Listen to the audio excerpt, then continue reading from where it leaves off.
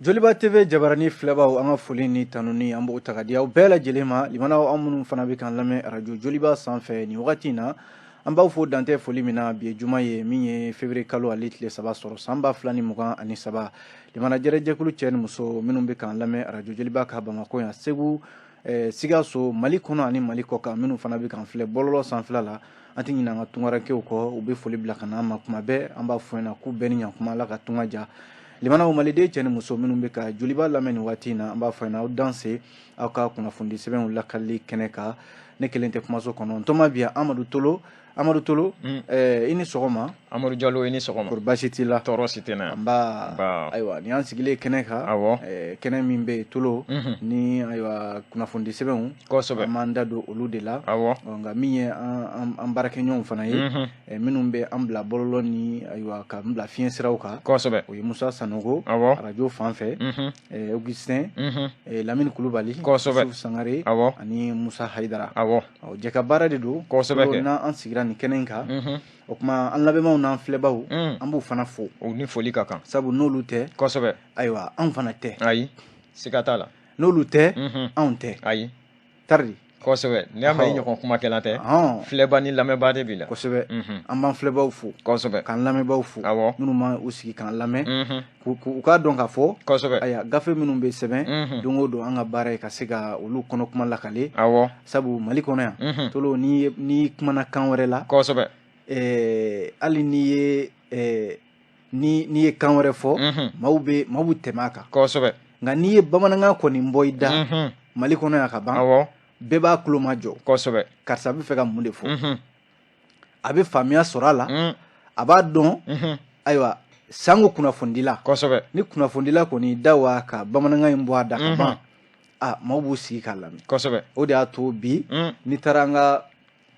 bɔlɔlɔw sanfɛla la Tolo bɛɛ vidéomaniw ni kosɛbɛ olu caman bɛ yen i b'a sɔrɔ olu bɛ kuma bamanankan in na kosɛbɛ o de y'a to bi Mali kɔnɔ Tolo kunnafoni kɔni e ko maa bɛ maa lasɔrɔ kunnafoniko la bi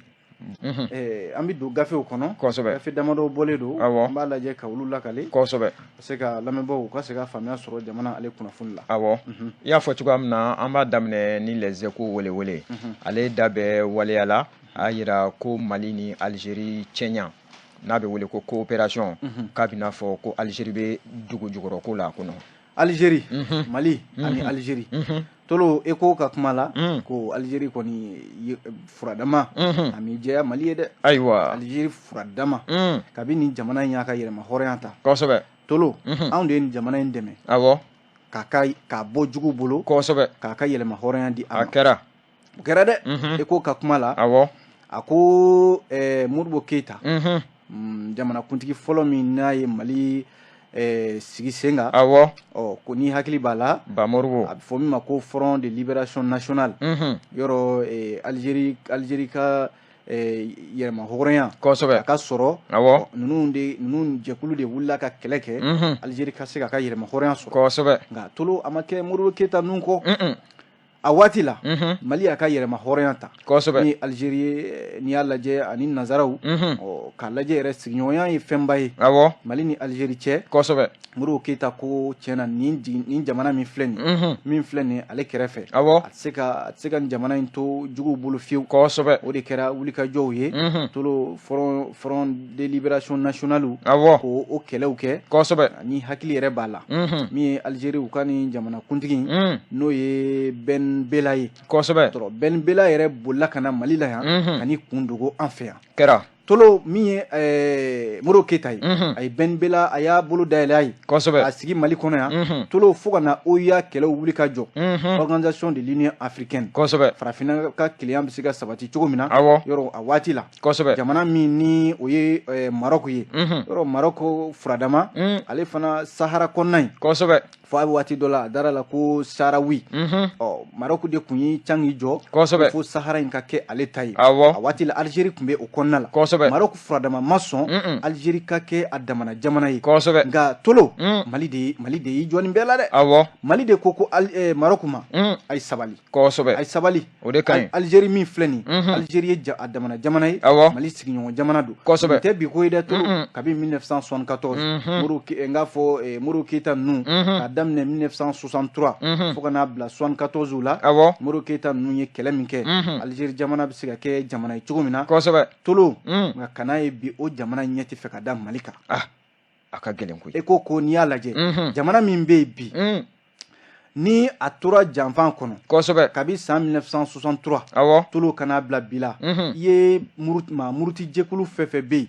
n'o ye rébellion ye tolo n'o olu nana Mali ko f'u ka Mali sarada 2 ye tolo a bɛɛ kolokoloba ye Algérie ye e ko ka kuma don dɛ e ko de y'a fɔ a ko n'i y'a lajɛ misali ye min ye hali a fɔ min ma ko Abu Zaid n'u y'a kɛlɛcɛ tɔgɔ ye a bɛ jɛkulu dɔ la n'u kama ko groupe islamique armé o ye front islamique du salut bolofara dɔ ye tolo hali Yadi Agali kɛ Yadi Agali min bi ni o fana ɲɛ tɛ fɛ ka da Mali kan tolo ko Yadi Agali hali a ka nin baara ninnu Algérie b'a kɔ Algérie de bɛ k'a su ka kɛ Mali kan a ko n'i y'a lajɛ Mali kɔnfɛla in ko Algérie jamana yɛrɛ hakili la ko a ka marabolo dɔ de don n'o y'a ka région ye a fɔ min ma ko wilaya ko e ko ka kuma la n'i y'a lajɛ bi Algérie jamana yɔrɔ Mali ka kungo o kungo jamana min bɛ wuli k'a jɔ a la ko fo ale de ta ka fɔ a la ale ta ka ta a la ale fɛla ka ta a la o ye Algérie jamana ye jamana si tɛ bi ko min da bɛ Mali kungo la ka tɛmɛ Algérie kan k'a sɔrɔ dun tolo jiginna yɔrɔ ye mun ye kabi Ala ka nin jamana in da tolo i ma deli ka fɛn ye Mali kɔnɔ yan ɲɛtaga la k'a fɔ ko nin de ye Algérie bolonɔ ye Mali kɔnɔ ɲɛtaga baaraw la k'a sɔrɔ anw de ye olu dɛmɛ u ka se k'u ka yɛrɛma hɔrɔnya sɔrɔ nka bi tolo Mali dugukolo sanfɛ fasiri ka kuma de don dɛ a ko i tɛ se k'i tɛgɛ ɲɛsin foyi ma k'a fɔ ko nin de ye ɲɛtaga baara ye Mali kɔnɔ so jɔ la ekɔliso jɔ la walima sira dilanna ko Algérie bolonɔ filɛ nin nka u da bi fɛn bɛɛ la Mali kɔnɔ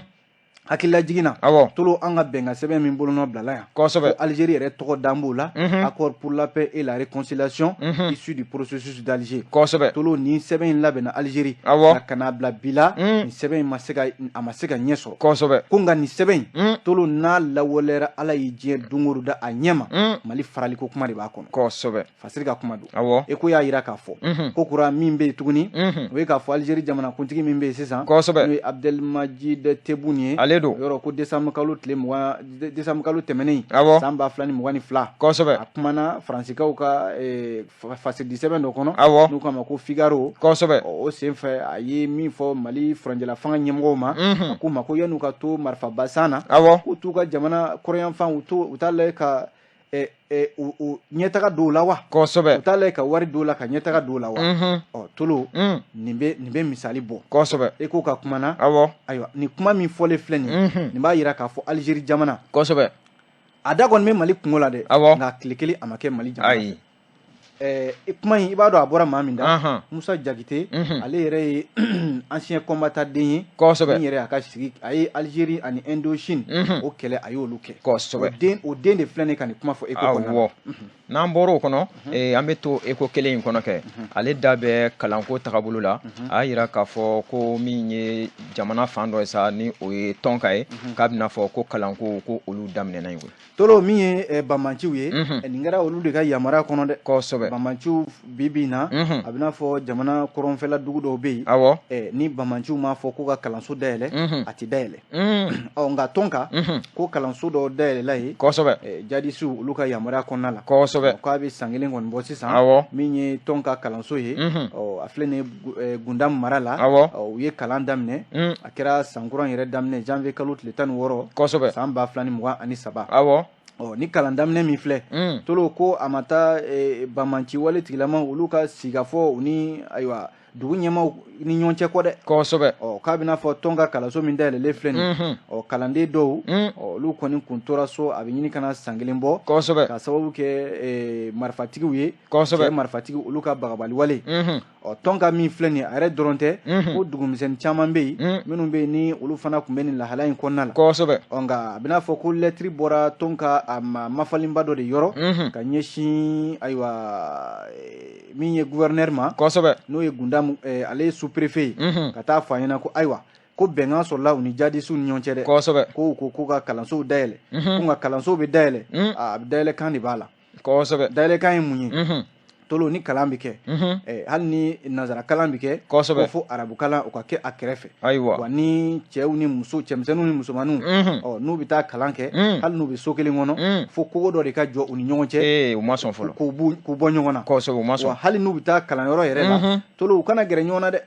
bɛɛ k'i ka musomaninw k'u kunkolow datugu ka fini min b'u bɛɛ lajɛlen datugu kosɛbɛ u b'o finiw de i n'a fɔ diinɛ yɛrɛ b'a fɔ cogo min na an bɛ don min na ko bi kosɛbɛ hali n'a sɔrɔla ko nin ɲɔgɔnna waleya in a tɛ ka sabati fan bɛɛ kosɛbɛ nka n'i yɔrɔ dɔw lajɛ a bɛ ka waleya ye dɛ kosɛbɛ kɛ jadisiw ka hakilina a bɛ n'a fɔ baara bɛ ka kɛ ni o de ye bi kosɛbɛ n'i y'a lajɛ Tɔnbukutu mara kɔnɔna la tɔn ka min filɛ n'a ni Gundamu cɛ kilomɛtɛrɛ 35 kosɛbɛ ani Tɔnbukutu yɛrɛ dugu kɔnɔna cɛ kilomɛtɛrɛ 120 ko tɔn ka yɛrɛ yɔrɔ ye tolo min ye ɲɔgɔn kunbɛ yɔrɔba de don kosɛbɛ yɔrɔ min bɛ yen Tɔnbukutu Gomakura fo ka taa se ɲɔnɔ ayiwa o taama siraw de bɛ taama nin yɔrɔ ninnu fɛ kosɛbɛ kosɛbɛ arajo Tɔnbukutu ale de fana ye ni kunnafoni di kosɛbɛ Eko maaw ma n'an bɔra Eko kɔnɔ Eko an tɛ an ɲɛsin Nouvelle Horizon ma de Nouvelle Horizon ale da bɛ min ye finitigiw ka waleya la n'a bɛ wele ko service militaire obligatoire ko o waleyali min ye fonction publique maaw kan ko a bɛ n'a fɔ o baaraw dɔw sigira sen kan tolo ni waati laban in na ayiwa min ye jamana furancɛla fanga ɲɛmɔgɔw ye kosɛbɛ u y'a yira k'a fɔ ko maa si tɛna Mali forobaca kɛ bilen ne ma taa sɔrɔsiya kalan kɛ a fɔ min ma ko service militaire diyagoyalama yɛrɛ de don kosɛbɛ ko jamana forobacakɛla kuraw n'o ye fonctionnaire kuraw ye maa 700 ni maa 84 ɲɔgɔn na kosɛbɛ olu kɔni tilala u ka sɔrɔsiya kalan na ni kunungo kosɛbɛ 34e bataillon di génie militaire kunungo alamisa février kalo tile 2 san 2023 kosɛbɛ min bɛ tali kɛ ni maa 700 ni maa 84 u ka baara kɔni a kuncɛra kosɛbɛ a kɛra jamana kuntigi yɛrɛ ɲɛna colonel Asimi Goïta ale don a kɛra Choguel Kokala Maïga fana ɲɛna ale don min ye Mali premier ministre ye bi kosɛbɛ ni lasigiden caman n'o ye ambassadeur ye fo ka taa se finitigi ɲɛmɔgɔw ma u tun bɛ yen min ye Mali farikolo ɲɛnajɛ ministre ye Musa Ag Atayer ale don ale tun bɛ kɛnɛ ka ye kosɛbɛ tolo ale ye kuma ta a y'i da don ko in kunba la Nouvelle Horizon ka fɔ la a y'a yira k'a fɔ ko ni kalan min filɛ nin ye tolo a na bɛ kɛ sababu ye kosɛbɛ ka jamana forobaca ni kɔni ye ɲɔgɔndan kɛ ka ban ko sɔn kɛra a ma k'a fɔ e ye ɲɔgɔndan sɔrɔ kosɛbɛ tolo yanni ka t'i sigi bureau kɔnɔ kosɛbɛ i bɛ bigi ni papier ta i bɛ taa marifa ta fɔlɔ ni baara dɔw bɛ taa marifa ta fɔlɔ nka tolo kun wɛrɛ tɛ dɛ ka fasodenya k'o kalan kɛ kosɛbɛ ka faso dɔn faso kanu kosɛbɛ sabu i mana bɔ ni formation militaire in na ka ban jakuya jamana kanu b'i minɛ wa tolo yɔrɔ sɔrɔsiya la n'a fɔra i ka min kɛ i b'o de kɛ n'o ye discipline ye wa u bɛ kalan o de la kosɛbɛ i n'a fɔ yanni ka jamana forobaca daminɛ fɔlɔfɔlɔ a kun bɛ kɛ tan de kosɛbɛ kɛ nka kabi papa ni n k'a fɔ papu ni a y'u ta ka don a la Mali fonction publique tiɲɛna kosɛbɛ fɔlɔfɔlɔ de tun bɛ kɛ e m'a ye fɔlɔfɔlɔ Mali fonctionnaire a tɛ ku i la k'i bɛ wari suɲɛ an faw y'a kɛ tɛ ku i la dɛ an faw y'a kɛ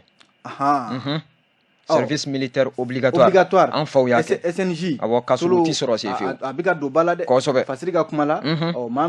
700 ni maa 84 min bɔlen filɛ nin ye Musa Atayer y'a yira k'a fɔ ayiwa ko muso 245 b'a la kosɛbɛ tolo u bɛɛ lajɛlen ye kalan in kɛ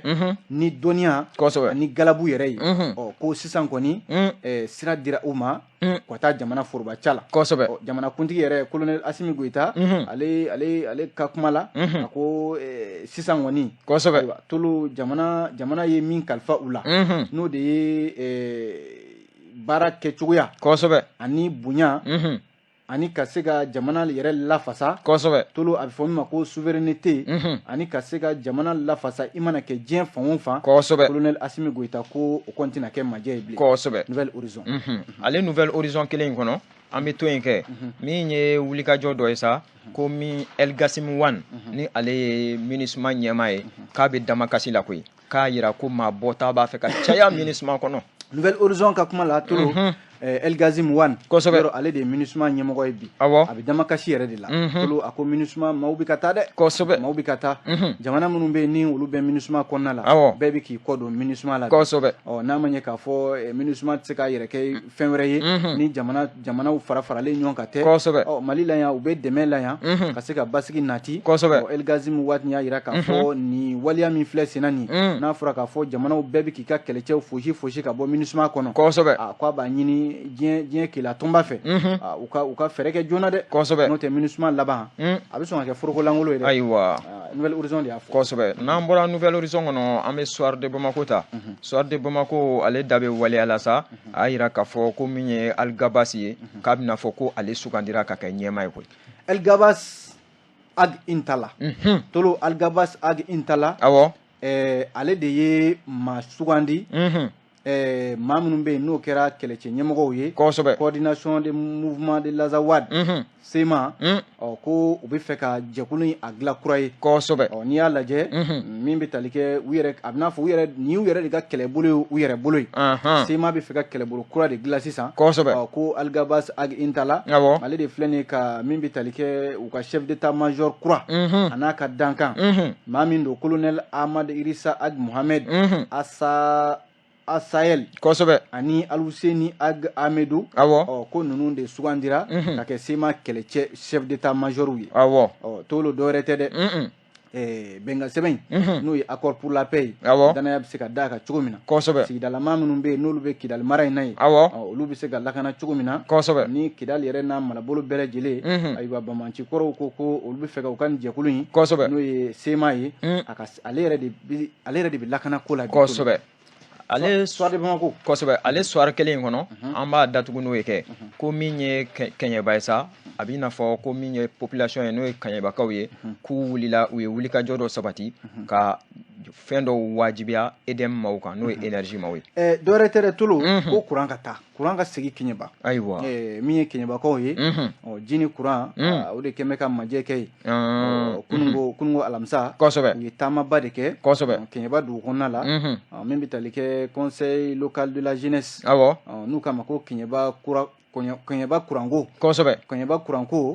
ko u ye taama kɛ ka bɔ Batan Keita centre ville kosɛbɛ ko jama de bɔra fo k'a fɔ a to ten awɔ sabu jama bɔra kun min na dugu kungo de don kosɛbɛ sabu courant tɛ yɔrɔ min na awɔ ji tɛ yɔrɔ min na tolo o sigi ka gɛlɛn kosɛbɛ kɛ Kɛɲɛbakaw y'a yira k'a fɔ u bɛ min ɲini énergie du Mali fɛ awɔ EDMSA awɔ ani SOMAGEP awɔ u ka taa ni courant ye kosɛbɛ n'o tɛ olu lafiyalen tɛ dɛ an b'a bila yan kosɛbɛ soir de Bamako awɔ an b'a datugu yen an b'a datugu yan tolo ni Ala sɔnna an na ɲɔgɔn sɔrɔ yan inshallah dɔgɔkun wɛrɛ tɛ de o don an na ɲɔgɔn sɔrɔ dɔgɔkun wɛrɛ inshallah ka gafe kuraw k'olu lakale ni Ala sɔnna ka bɛɛ fɔ ka bɛɛ waleɲuman dɔn kosɛbɛ an b'a fɔ a k'an bɛn diɲɛ waati wɛrɛ